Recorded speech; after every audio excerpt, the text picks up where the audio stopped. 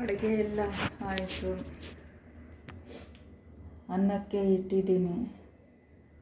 ಬೆಳಗ್ಗೆ ಇಡ್ಲಿಗೆ ಸಾಂಬಾರು, ಇದು ದೋಸೆಗೆ ನೆನೆ ಹಾಕಿರೋದು. ಮನೆ ಒರೆಸಿರೋದು ಸ್ಟಿಕ್ ಇಲ್ಲೇ ಇದೆ, ಎತ್ಕೊಂಡೋಗಿ ಹೊರಗಡೆ ಇಟ್ಬೇಕು.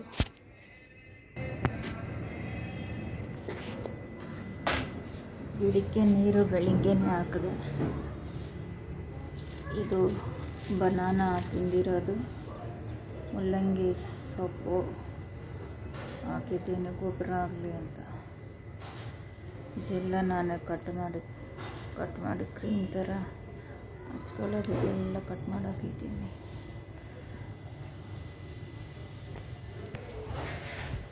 Aloe vera is best treatment for skin. ತುಂಬ ಚೆನ್ನಾಗಿ ಕೆಲಸ ಮಾಡುತ್ತೆ. ಈ ಕೆಲವು ಜನ ಪಿಗ್ಮೆಂಟೇಷನ್ಗೆ ಏನೇನೋ ತೋರಿಸ್ತಾರೆ. ಪಿಗ್ಮೆಂಟೇಷನ್ ಅನ್ನೋದು ಹೋಗೋದಿಲ್ಲ. ಅವರು ಏನೇನೋ ಸುಮ್ಮನೆ ವಿಡಿಯೋಗಳು ಮಾಡಿ ಬಿಡ್ತಾರೆ. ನಾನು ಬೈಕೊಂಡ್ರೂ ಪರವಾಗಿಲ್ಲ. ಇದು ಆಲೋವೆರಾ ಚೆನ್ನಾಗಿ ಕೆಲಸ ಮಾಡುತ್ತೆ ಅದಕ್ಕೆ. ಆದ್ರೂ ಅದು ರೂಟಿಂದ ತೆಗಿಯೋಕ್ಕಾಗೋದಿಲ್ಲ. ಅದೇ ಓಕೆ, ನಾವು ಅಷ್ಟು ಕಷ್ಟಪಟ್ಟು ಕೆಲಸ ಮಾಡ್ತೀವಿ. ಮೇಲಿಂದ ಕಸ ನೆತ್ತಿ ಮನೆ ಮುಂದೆ ಹಾಕೋದು ಈ ಜನ.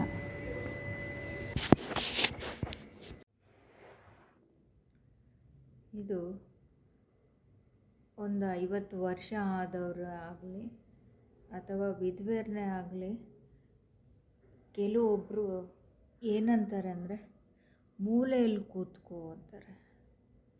ಈ ಥರದ್ದು ನಾನೂ ಅನುಭವಿಸಿದ್ದೀನಿ. ತುಂಬ ಜನ ಅನುಭವಿಸಿರ್ತಾರೆ.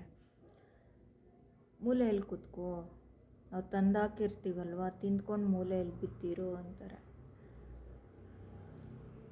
ನಾವೂ ಮನುಷ್ಯರೇ ಅಲ್ವಾ, ನಮಗೂ ಆಸೆಗಳಿರೋದಿಲ್ವಾ? ಕೆಲವು ಜನಕ್ಕೆ 20 ವರ್ಷಕ್ಕೆ 25 ವರ್ಷಕ್ಕೆ ಗಂಡ ತೀರೋಗಿರ್ತಾರೆ, ಮಕ್ಕಳು ಇರೋದಿಲ್ಲ. ಅವ್ರನ್ನಂತೂ ಅವರು ಜೀವನ ಇರೋದು ಒಂದೇ, ಇಲ್ದಿರೋದು ಒಂದೇ, ಆ ಥರ ಮಾಡಿಬಿಡ್ತಾರೆ. ಹೌದು, ಈ ಥರ ತುಂಬ ಅಸಹ್ಯವಾಗಿ ಮಾತಾಡ್ತಾ ಇರ್ತಾರೆ. ಈ 50 ವರ್ಷ ಆದರೆ ಏನೋ ಅವ್ರಿಗೆ ಏನು ತಿನ್ನಬೇಕು, ತಿರುಗಬೇಕು ಅನ್ನೋ ಆಸೆಗಳಿರೋದಿಲ್ವ?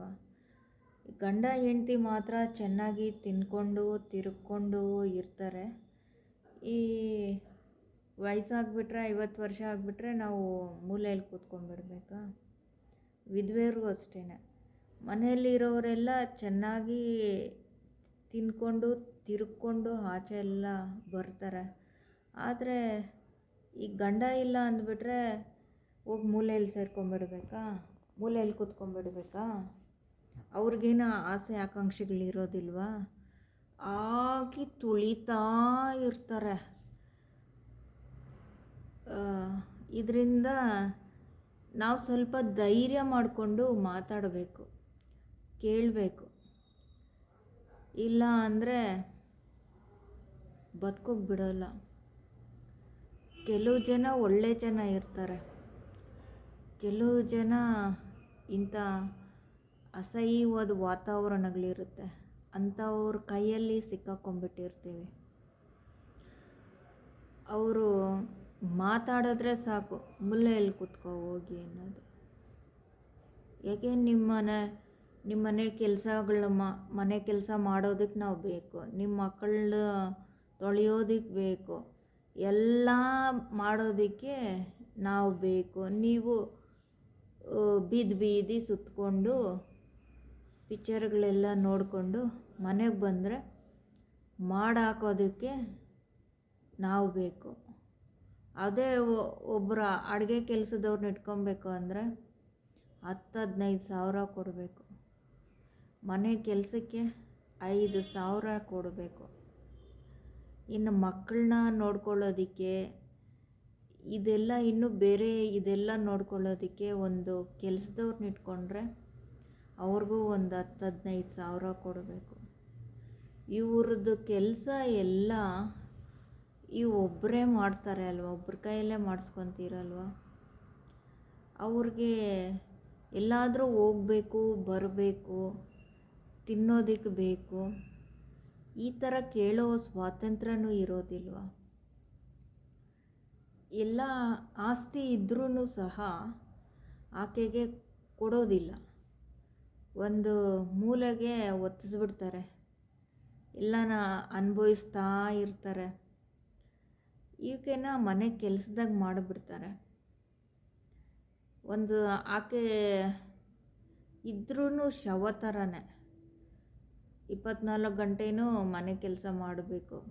ಮತ್ತು ಇದೆಲ್ಲ ಮಾಡೋದಲ್ದಿರ ಏನಾದರೂ ಅವರು ಹೊರ್ಗಡೆ ಹೋದಾಗ ಅಥವಾ ಶುಭ ಕಾರ್ಯಗಳಿಗೆ ಹೋದಾಗ ಏನಾದರೂ ಅವ್ರ ಮುಂದೆ ಏನಾದರೂ ಬಂದುಬಿಟ್ರೆ ಅಪಶಕುನ ಅನ್ನೋದು, ಅವ್ರಿಗೇನಾದರೂ ಆಗಿಬಿಟ್ರೆ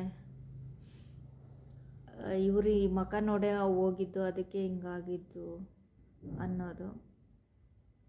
ಇನ್ನು ಅಷ್ಟೊಂದು ಕೇವಲನ ನಿಮಗೆ ಬೇಕಾಗಿರೋದೆಲ್ಲ ಮಾಡಿಸ್ಕೊಳ್ಳೋದಕ್ಕೆ ಈ ವಿಧವೆ ಇರಬೇಕು. ಮನೆ ಕೆಲಸ A to Z ಮಾಡಿಸ್ತೀರಾ, ₹1 ಕೊಡೋದಿಲ್ಲ. ಅವ್ರಿಗೆ ಹೊರ್ಗಿನ ಪ್ರಪಂಚ ನೋಡೋದಕ್ಕೆ ಬಿಡೋದಿಲ್ವಲ್ಲ. ಏನು ಪಾಪ ಮಾಡಿದ್ದಾರೆ ಅಂತ, ಏನು ಅವ್ರು ನಿಜವಾಗ್ಲೂ ಹೊರ್ಗಡೆ ಬಂದುಬಿಡಬೇಕು, ಇಂಥ ಜನರ ಮಧ್ಯೆ ಇರಬಾರ್ದು. ಏನಾದರೂ ಒಂದು ಇವ್ರಿಗೆ ದುಡಿಯೋ ಬದಲು ನಾವು ಹೊರ್ಗಡೆ ಹೋಗಿ ದುಡ್ಕೊಂಬಂದರೆ ಒಂದು ಸ್ವಲ್ಪ ಹಣನಾದರೂ ಬರುತ್ತೆ, ನಮ್ಮ ಜೀವನ ನಾವು ಮಾಡಿಕೊಂಡು ನೆಮ್ಮದಿಯಾಗಿರ್ಬೋದು. ಇವ್ರ ಜೊತೆ ಇವ್ರ ಸರ್ಕಲಲ್ಲೇ ಇದ್ದುಕೊಂಡು ಇವ್ರಿಗೆಲ್ಲ ಮಾಡಾಕೋದು ಅಲ್ದಿರ ಇವ್ರ ಕೈಯಲ್ಲಿ ಉಗಿಸ್ಕೊಳ್ಳೋದು, ಅನ್ನಿಸ್ಕೊಳ್ಳೋದು, ಇದೆಲ್ಲ ನಮಗೆ ಅವಶ್ಯಕತೆ ಇದೆಯಾ? ನಾವು ಹೊರ್ಗಡೆ ಹೋದರೆ ಇವ್ರಿಗಿಂತ ಚೆನ್ನಾಗೇ ದುಡಿತೀವಿ, ಚೆನ್ನಾಗೇ ಇರ್ತೀವಿ. ಈ ಮಾನವೀಯತೆ ಅನ್ನೋದು ಇರೋದಿಲ್ವಾ ಈ ಜನಕ್ಕೆ? ನಾವು ಹೊರ್ಗಡೆ ಹೋದರೆ ಆವಾಗ ಗೊತ್ತಾಗುತ್ತೆ. ದುಡಿಯೋಕ್ಕೆ ಹೋದರೆ ಮನೆ ಕೆಲಸದವ್ರಿಗೆ ಇಟ್ಕೊಂಡ್ರೆ ಎಷ್ಟು ಕೊಡಬೇಕು ಅಂತ. ಕೆಲವೊಂದು ಸೊಸೆಂದಿರು ಒಳ್ಳೆಯವರು ಇರ್ತಾರೆ, ಮಕ್ಕಳು ಅಯ್ಯ ಬಿಡು ನಮ್ಮಮ್ಮ ಏನು ಇರ್ತಾರೆ, ಅವರು ಏನು ಹಾಕಿದ್ರೂ ಅಡ್ಜಸ್ಟ್ ಮಾಡ್ಕೊಂಡಿರ್ತಾರೆ ಬಿಡು ಅಂದ್ಬಿಟ್ಟು ಹೆಂಡ್ತಿ ಮಕ್ಕಳು ಮಾತ್ರ ತಿರ್ಕೊಂಬರ್ತಾರೆ. ನಾವು ಬಾಯಿ ಬಿಟ್ಟು ಕೇಳಬೇಕು, ಒಂದು ಸ್ವಲ್ಪದ ಕೇಳೋದನ್ನು ಪ್ರಾಕ್ಟೀಸ್ ಮಾಡ್ಕೊಬೇಕು. ಆವಾಗ ಅವರು ಏನು ಎತ್ತ ಅಂತ ಗೊತ್ತಾಗುತ್ತೆ. ಆಮೇಲೆ ಕೆಲವು ಜನ ಮಕ್ಕಳು ನೋಡ್ಕೊತಾರೆ, ಕೆಲವು ಜನ ಮಕ್ಕಳು ನಿಮ್ಮ ಮೂಲೆಯಲ್ಲೇ ಬಿದ್ದಿರು ಅಂತಾರೆ. ಅಂಥ ಮಕ್ಕಳಿಂದ ಹೊರಗಡೆ ಬರೋದೇ ವಾಸಿ. ಈ ನಮಗೆ ಅಂತ ಅಮೌಂಟ್ ಕೂಡ ಇಟ್ಕೊಂಡಿರೋದಿಲ್ಲ, ಏನಾದರೂ ಆಸ್ತಿ ಆ ಥರ ಎಲ್ಲ ಮಕ್ಕಳಿಗೆ ಅಂತಲೇ ಮಾಡಿಬಿಟ್ಟಿರ್ತಾರೆ.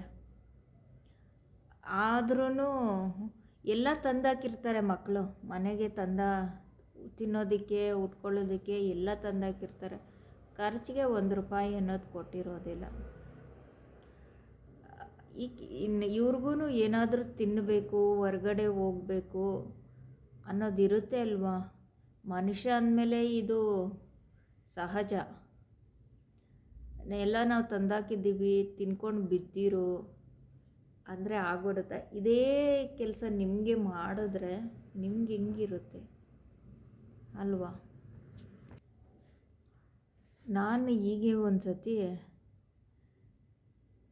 ದೇವಸ್ಥಾನಕ್ಕೆ ಹೋಗಿದ್ದೆ. ಅಲ್ಲಿ ಒಬ್ಬರು ಬಂದಿದ್ದರು, ತುಂಬ ಚೆನ್ನಾಗಿ ಬಂದಿದ್ದರು. ಎಲ್ಲ ಡೈಮಂಡ್ ಸೆಟ್ಗಳೇ ಇತ್ತು, ಕಿವಿದು, ಮೂಗುದು ಎಲ್ಲ, ಮತ್ತು ಗೋಲ್ಡು ಇತ್ತು ಕೈಯಲ್ಲಿ, ಕತ್ತಲ್ಲಿ ಎಲ್ಲ. ಆದರೆ ನಾನು ಎಷ್ಟೋ ವರ್ಷದಿಂದ ಈ ದೇವಸ್ಥಾನಕ್ಕೆ ಬರಬೇಕು ಅಂದ್ಕೊಂಡಿದ್ದೆ, ನನ್ನ ಕೈಯಲ್ಲಿ ಬರೋಕ್ಕೆ ಆಗಲಿಲ್ಲ. ಇವತ್ತು ನಿಮ್ಮ ದಯದಿಂದ ಬಂದೆ ಅಂತ ಇದ್ದರು.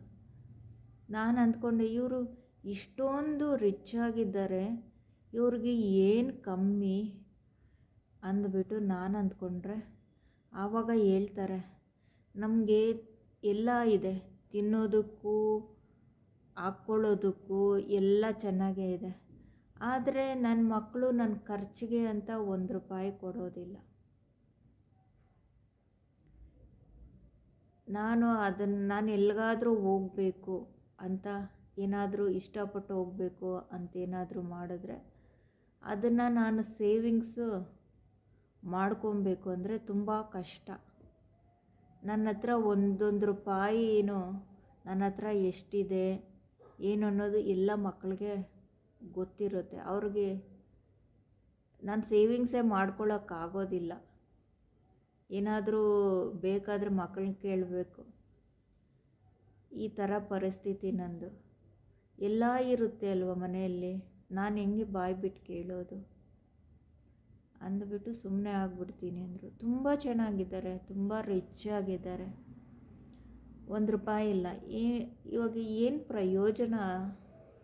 ಎಲ್ಲ ಒಡವೆಗಳೆಲ್ಲ ತಗಲಾಕ್ಕೊಂಡು ಮನೆಯಲ್ಲಿ ದೃಷ್ಟಿ ಬೊಂಬೆ ಥರ ಕೂತ್ಕೊಂಡಿರಬೇಕು. ಒಂದು ಕಡೆ ಒಂದು ದೇವಸ್ಥಾನಕ್ಕೆ ಹೋಗಬೇಕು ಅಂದರೂ ₹1 ಇರೋದಿಲ್ಲ. ಒಂದು ಇಷ್ಟವಾದ್ದು ಏನಾದರೂ ತಿನ್ನಬೇಕು ಅಥವಾ ಇಷ್ಟವಾದ್ದು ಏನಾದರೂ ಮಕ್ಕಳಿಗೆ ಕೊಡಿಸ್ಬೇಕು ಅಂದ್ರೂ ₹1 ಇರೋದಿಲ್ಲ. ವಿಡಿಯೋ ಇಷ್ಟ ಆಗಿದ್ದರೆ ಲೈಕ್ ಮಾಡಿ, ಶೇರ್ ಮಾಡಿ, ಕಮೆಂಟ್ ಮಾಡಿ. ನಿಮ್ಮ ಅಭಿಪ್ರಾಯನ ಕಮೆಂಟ್ ಮುಖಾಂತರ ತಿಳಿಸಿ. ನೀವು ಈ ಥರ ಪ್ರಾಬ್ಲಮ್ಮು ಫೇಸ್ ಮಾಡಿದರೆ ಕಮೆಂಟ್ ಮುಖಾಂತರ ತಿಳಿಸಿ.